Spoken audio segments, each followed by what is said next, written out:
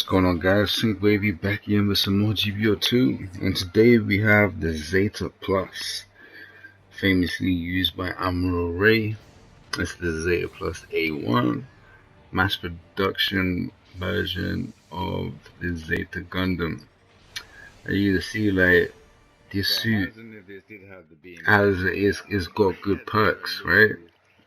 Maneuver armor level 2, force injector level 2, dodge roll. It doesn't have dodge roll level 2. If it had that, it'd be pretty good. But, you know, it doesn't have bias sensor mode because obviously mass produced version didn't get bias sensor mode. It makes sense. Obviously, it's mass production version, right?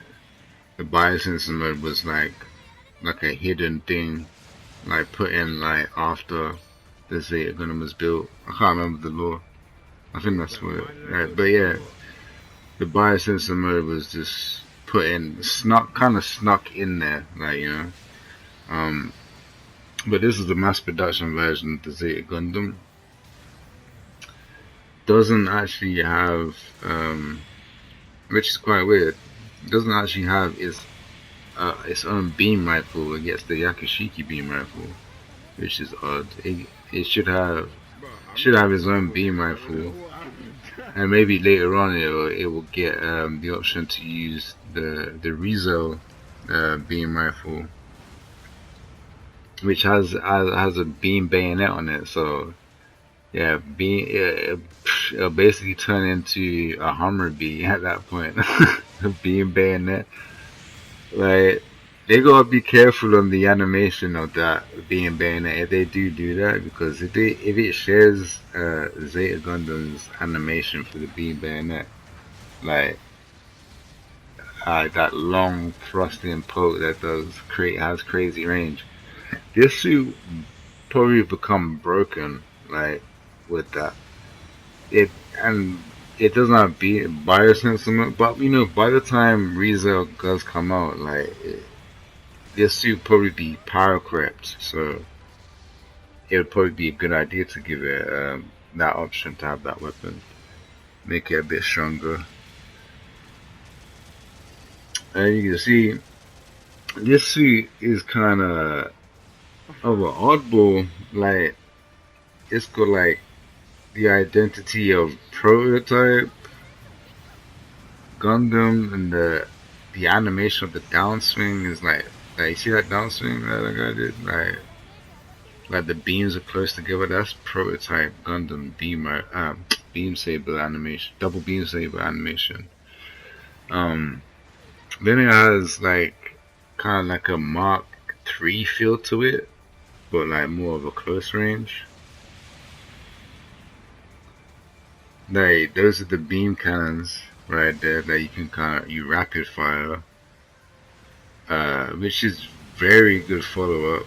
Like, after you shoot your beam rifle, like, you shoot your beam rifle, then you shoot those rapid fire guns, rapid fire beam cannons, sorry, on the waist, and then you could transform, like, shoot your beam guns, like, when you transform, because they actually share separate heat, which is thumbs up, because that means you're gonna keep applying the pressure.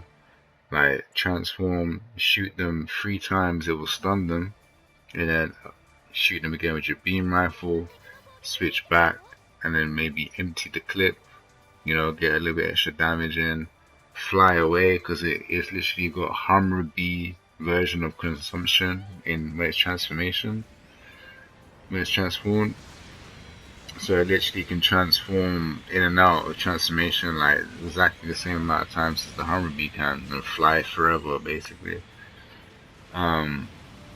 Very, very, very scary, like, because, like, the fact that it can do all these ranges makes it very versatile. That it makes up for it not having bias sensor mode and not having a beam bayonet, with this extra damage you can apply from long range.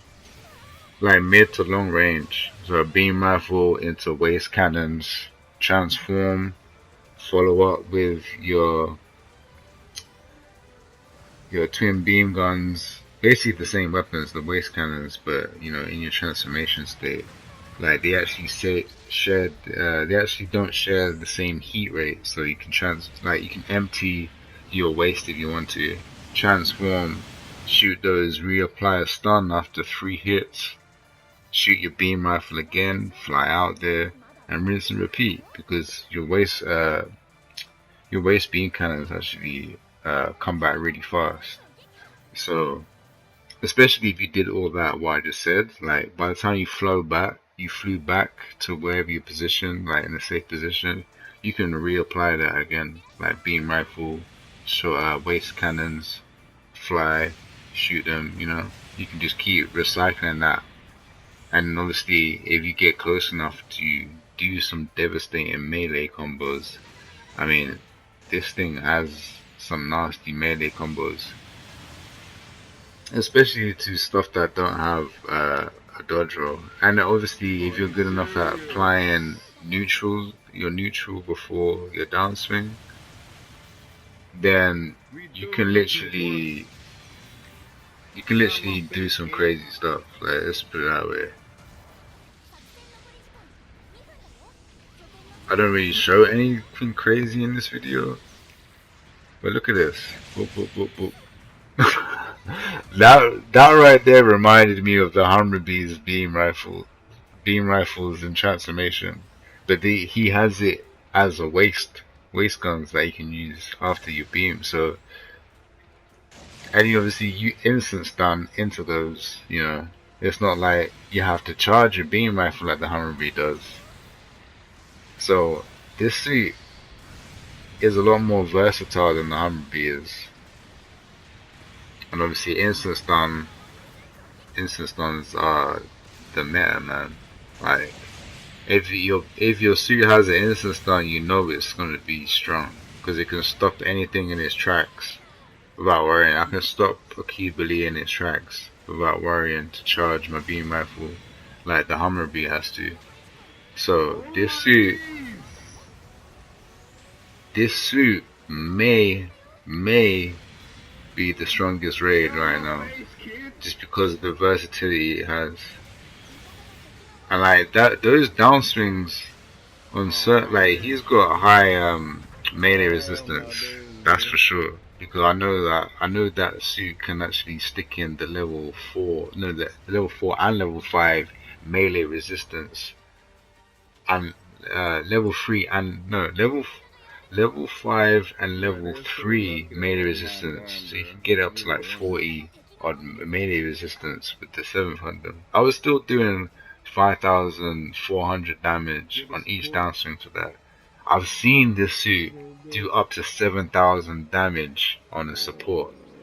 So 2 7,000s is 14,000. So yeah, it can do a lot of damage with the 2 downswings that it has, which basically reminds me of the prototype Gundam. The prototype Gundam's downswing is ridiculous, and then you got pretty decent range combat like the Mark III, and then Zeta shenanigans with the transformation. I mean, it's literally a bunch of suits rolled into one to make a really strong raid. I love it. But anyway, guys, that is the game, and I'll catch you guys in the next one. God bless. Let's go.